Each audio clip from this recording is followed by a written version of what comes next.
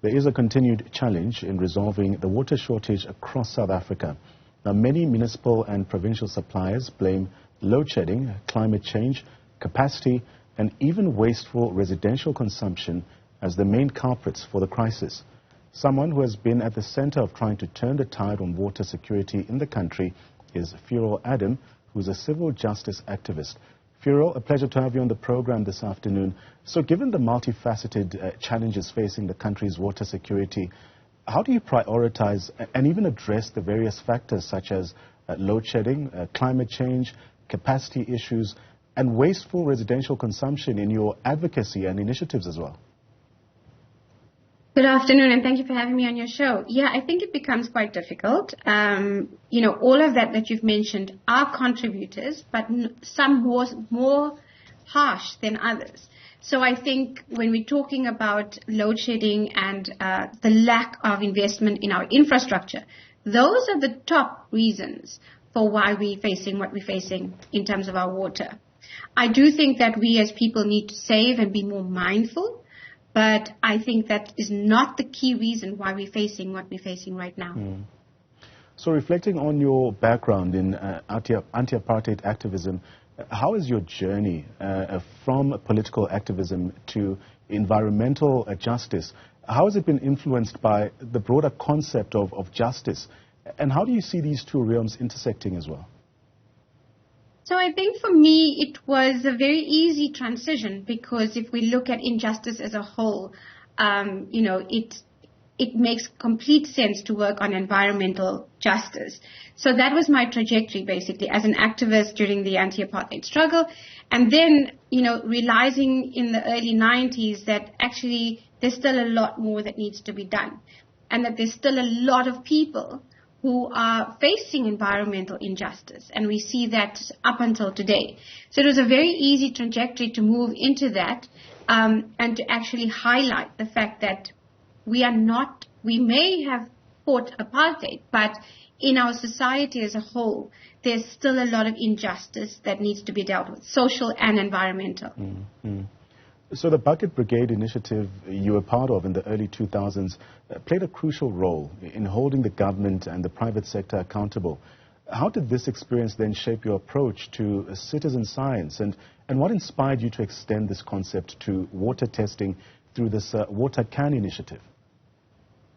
So my background is in science, and I always had this very science way of looking at things, that it had to be big, it had to be laboratory based, it had to have, it had to be sturdy, it had to, live up to the name of science.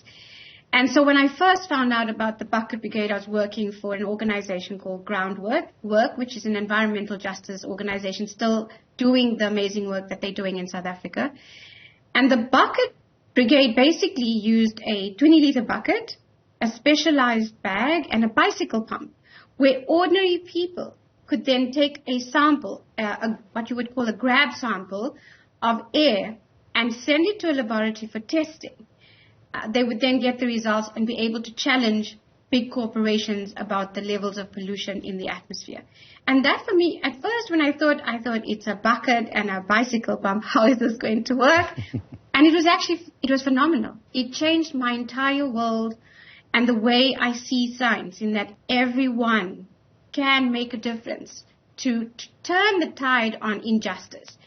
And at that time, it was specifically on air pollution, and the organizations involved at that time managed to change policy around air quality. And from then already, I could see that there were problems with water. And I kept saying, isn't there something like this that's cheap, available, and affordable for people to use? And so it kind of pushed me into that thinking, and why I actually ended up doing citizen science and looking specifically at water. Yeah. Can you share specific success stories where citizens using water cans testing kits led to tangible improvements in water quality, or even prompted effective action from local municipalities? Yeah, I think that we're still on that trajectory of creating the change we want to see. But what it has done in many places, it has created an alert and awareness. So from Port Nolloth, where we have had people testing in Port Nolloth, they've been able to alert their municipality. In Balfour, we have a group that have been able to alert their municipality to the tap water that is not drinkable. And when that happens, the municipalities have to issue a boil water notice. So we've been able to monitor tap water, river water, streams, dams. But where we found a lot of traction was when it's tap water, people become very vocal about it as the water warriors. So they basically then alert their municipalities and demand some kind of action. Municipalities then are forced to investigate, to test more, and to issue boil water notices. And I think that is the starting point of the activism we have seen in terms of water. So with your experience as the executive manager of WaterCan, what role do you believe citizen science plays in not only monitoring water resources, but also in driving policy changes and holding authorities accountable? I think it's getting people more involved in the life around them, and basically saying that we cannot leave this. The pollution in our country is so bad in terms of our water, streams, rivers, that we cannot expect, or it's too late now to have governments fix it all on their own. And we as citizens can do something. We can be that first eyes and ears on the ground, and it's happening. Next year, which is 2024, which is a few days away, we're launching a map where people can then pinpoint where they've been having tanks for too long, where they've had no water in their taps. So it also does that. It's not only about the science, the quality of the water, but the quantity of the water as well. The testing kit that we're working with can be used by high schoolers, by, people who are retired. So it's a range of people, a range of ages. It's accessible. We worked with a group of young women in KZN who tested their water once a month last year. And this is a group where people are dependent on the rivers and streams where they live. So they use that water to drink. They could test, and they could tell the people in their young women telling the rest of the community about the quality of the water is powerful. And it does create the change we need to see. It creates active citizens. If we want to see a better society, we need to create that active citizens across age, across gender, in every part, urban, rural, and that's what's powerful about the testing kit. Ferrial, your journey has taken you through various environmental organizations and positions as well. You spoke about also having it culminate in a PhD in citizen science and environmental justice. How has this academic journey then informed and strengthened your practical efforts, particularly in the water sector? I think it's given me the confidence to actually be able to say this works. This is what I believe in. This is what I have found out through my studies.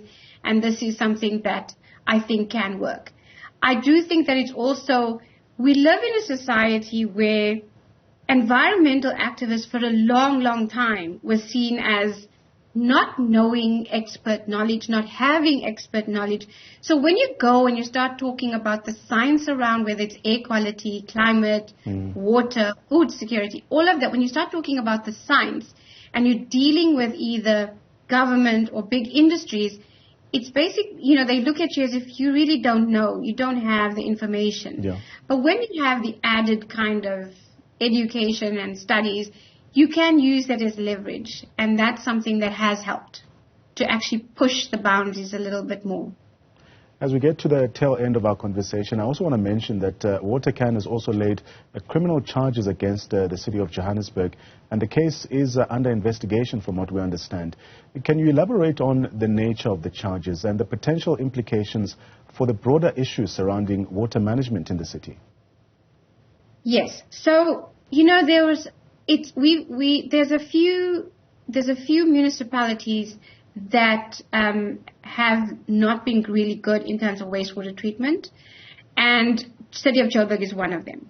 The challenge, though, was that to find where the Department of Water and Sanitation has actually issued a directive against the municipality. That gave us leverage. And we used that directive because the directive from the national department basically stipulates what they need to do, what the municipality needs to do, and how much time they need to do it in. And the city of Joburg was not doing anything. There are a few places in Johannesburg that we would have liked to have laid charges for. But we used this example because there was a directive and it gave us added kind of ammunition to our affidavit. And that's why we used the particular one in the south, which is I think it's in Sunspray. It's Kliprofier. It's a wastewater treatment work in Kliprofier, where it's just raw sewage flowing into the river, and the city of Joburg has not done enough to stop it. And it's not the only example, so we're using this as an example to hold the municipality accountable. We've laid criminal charges against the municipality, but also against the municipal managers. Because we're saying it's not enough to charge the municipality, then the municipality is fined. That fine comes from taxpayers' money, and then the people who are causing the nonsense are still in their positions. So we said someone has to be held accountable, and we laid charges against the municipal manager, which at the time was Floyd Brook. Ferrial, let me thank you so much for your time exploring the journey of Ferrial Adam, who really is a true environmental champion.